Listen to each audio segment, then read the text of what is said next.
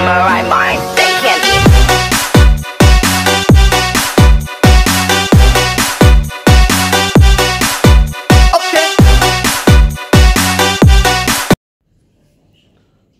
Halo, perkenalkan nama saya Aquino Alvaro Prok dengan NIM 250711010005. Hari ini saya akan membawakan materi mengenai pembukaan Undang-Undang Dasar 1945.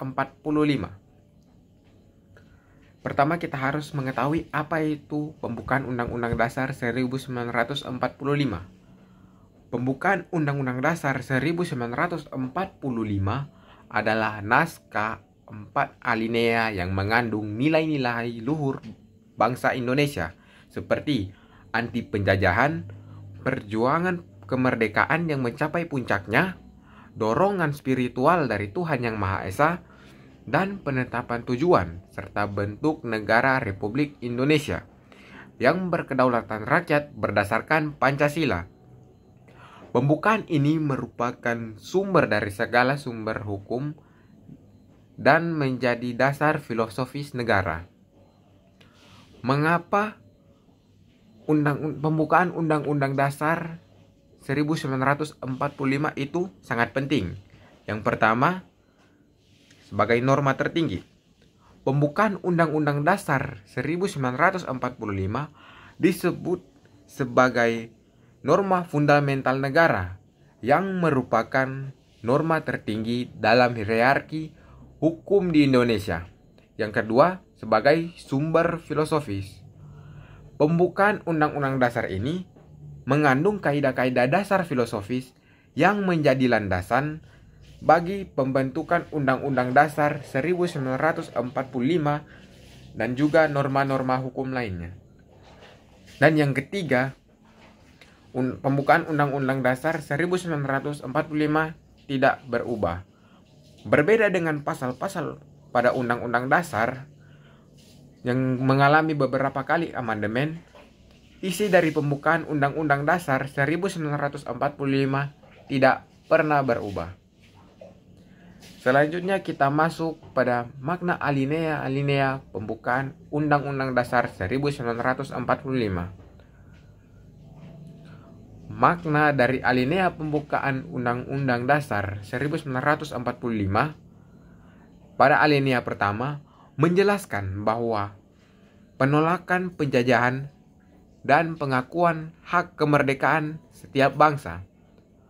Alinea kedua menegaskan bahwa kemerdekaan Indonesia adalah hasil perjuangan bangsa yang harus diisi dan dimanfaatkan untuk kemakmuran. Pada alinea ketiga menyatakan kemerdekaan adalah berkat rahmat Tuhan Yang Maha Esa dan pengukuhan proklamasi kemerdekaan.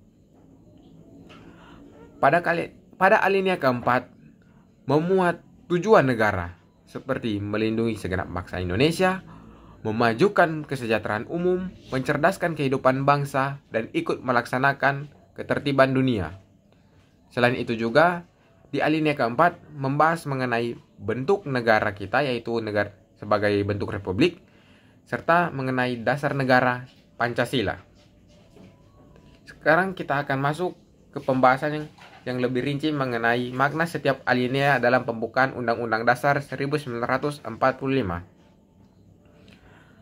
Pada alinea pertama itu dijelaskan, yaitu pada poin pertama mengenai penolakan penjajahan.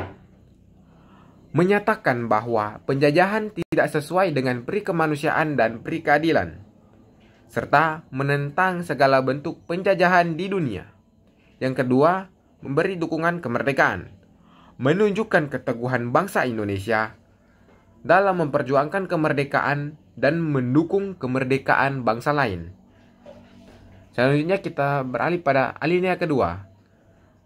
Makna yang pertama yaitu mengenai cita-cita bangsa.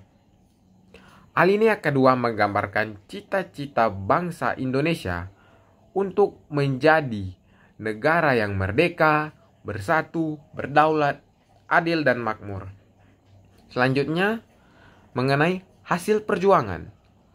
Menekankan bahwa kemerdekaan Indonesia bukan pemberian, melainkan hasil dari perjuangan bangsa sendiri dan harus dimanfaatkan untuk mewujudkan cita-cita negara. Selanjutnya pada alinea ketiga, yang itu makna yang pertama mengenai rahmat Tuhan, menyatakan bahwa kemerdekaan adalah berkat rahmat Allah yang Maha Kuasa dan dengan kedorongan keinginan luhur bangsa Indonesia. Pada bagian selanjutnya yaitu mengenai pengukuhan proklamasi, mempertegas pernyataan proklamasi kemerdekaan Indonesia dan mengakui bahwa kemerdekaan Indonesia adalah amanat yang harus dijaga. Selanjutnya pada alinea keempat yaitu membahas tentang yang pertama, tujuan negara. Menjelaskan tujuan negara Indonesia yaitu melindungi segenap bangsa Indonesia dan seluruh tumpah darah Indonesia, memajukan kesejahteraan umum, mencerdaskan kehidupan bangsa, dan ikut melaksanakan ketertiban dunia yang berdasarkan kemerdekaan, perdamaian abadi, dan keadilan sosial. Selanjutnya, membahas mengenai bentuk negara, menegaskan bahwa negara Indonesia adalah negara republik yang berkedaulatan rakyat. Lalu yang ketiga, membahas mengenai dasar negara, menetapkan Pancasila sebagai dasar negara dan dasar filsafat bangsa Indonesia. Selanjutnya juga membahas mengenai penyusunan Undang-Undang Dasar, yakni merupakan landasan untuk menyusun Undang-Undang Dasar negara dan juga menegaskan bahwa perlunya ada Undang-Undang Dasar yang akan mengatur kehidupan bernegara. Selanjutnya kita masuk pada bagian pokok pikiran dalam pembuatan Undang-Undang Dasar 1945.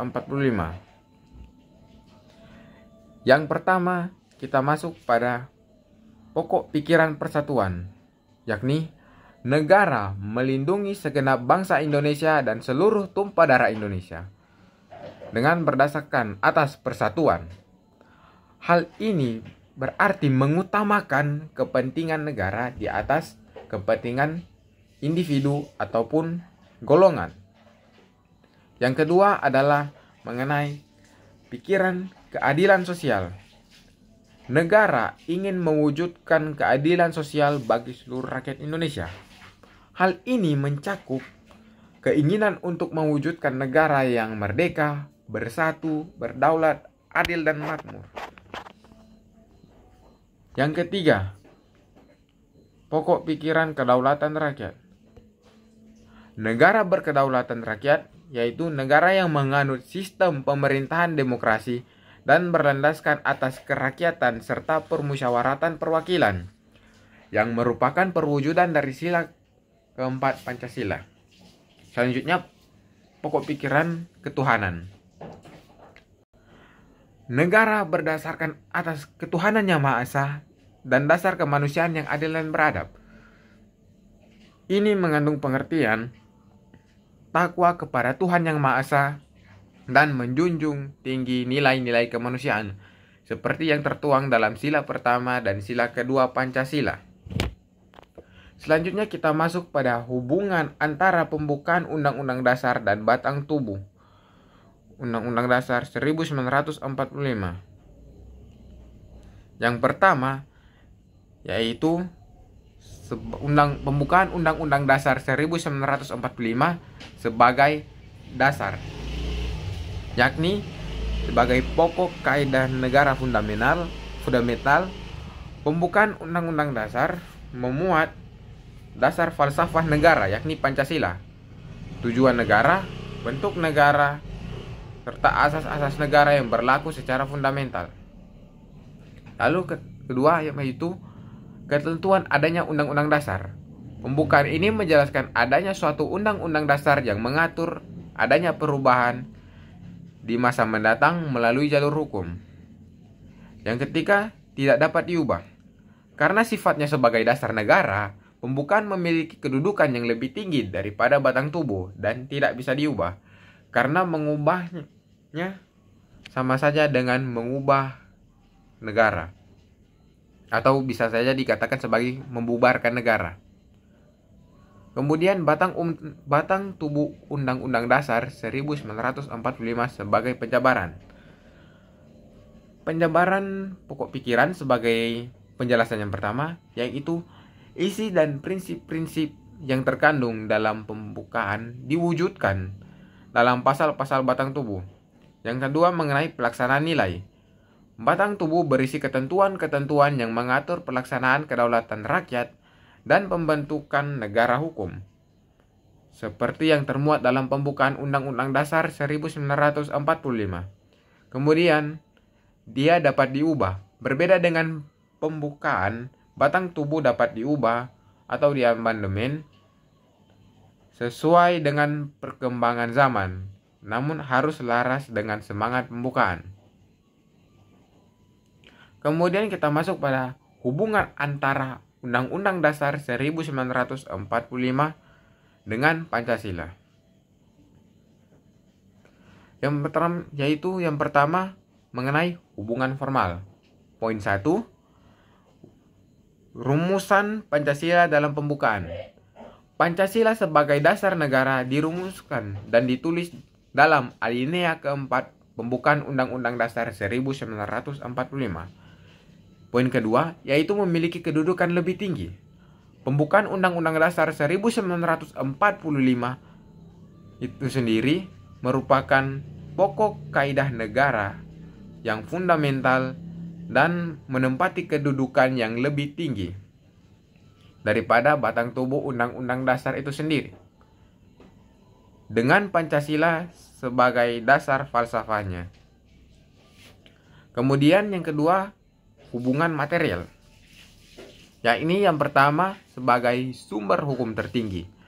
Pancasila merupakan sumber dari segala sumber hukum di Indonesia dan menjadi landasan bagi seluruh batang tubuh Undang-Undang Dasar 1945 serta peraturan perundang-undangan lainnya.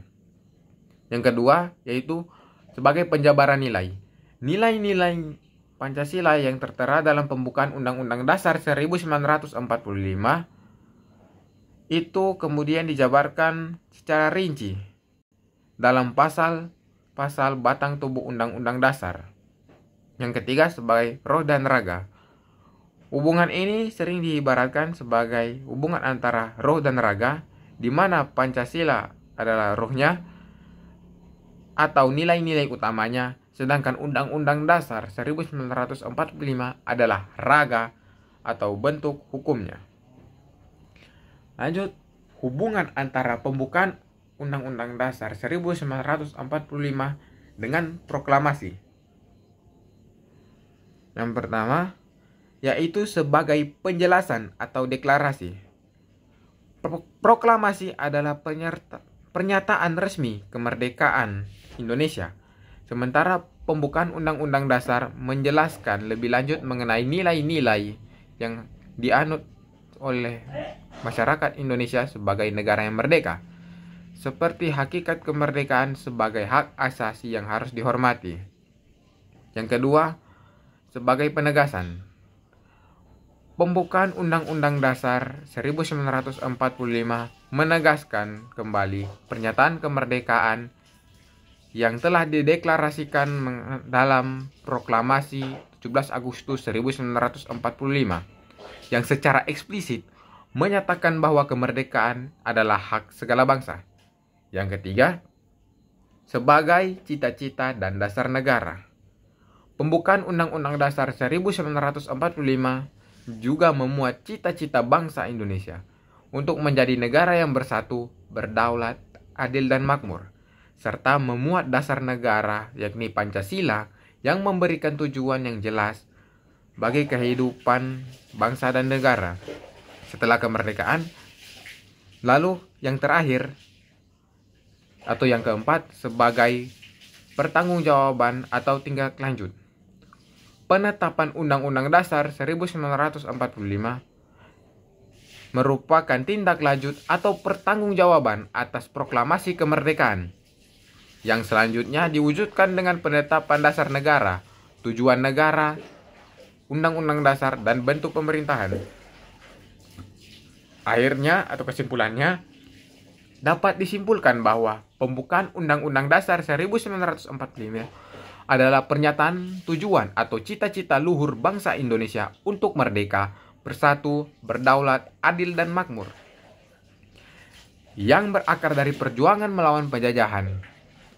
Pembukaan ini juga memuat prinsip dasar negara Pancasila sebagai landasan filosofis dan moral negara, serta fungsi dan tujuan negara seperti melindungi rakyat, memajukan kesejahteraan umum, dan ikut melaksanakan ketertiban dunia.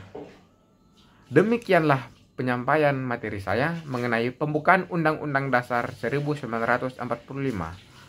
Akhir kata, saya Aquino Alvaro Prok mengucapkan banyak terima kasih bagi yang telah menonton. Sampai jumpa.